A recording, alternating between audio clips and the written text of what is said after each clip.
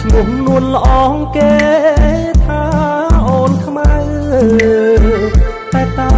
មការពិតសាច់សមកថៃ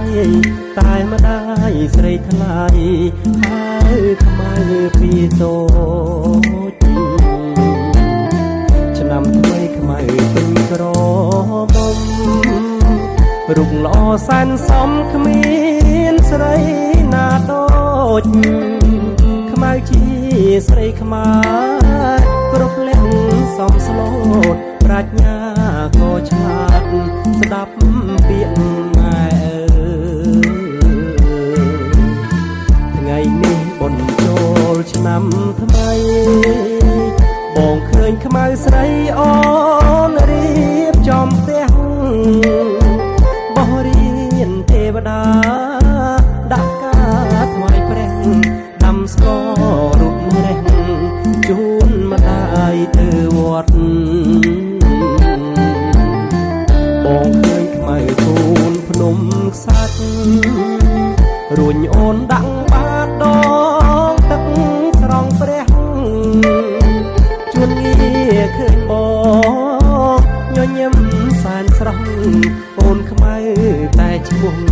សាច់សដូចសំឡី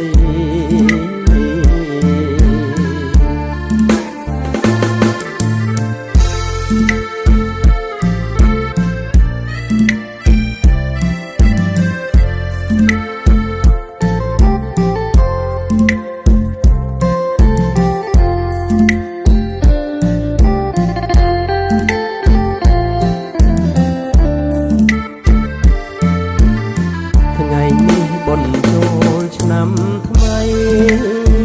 បងឃើញខ្មៅស្រីអូនរៀបចំផ្ទះបោះរៀនទេវតាដាក់ការថ្វាយព្រះដាំស្លរូបរះជូនម្ដាយទៅវត្ត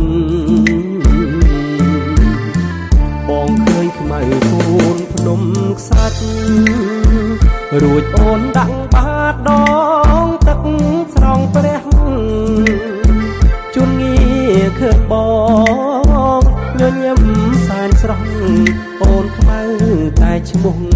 សាច់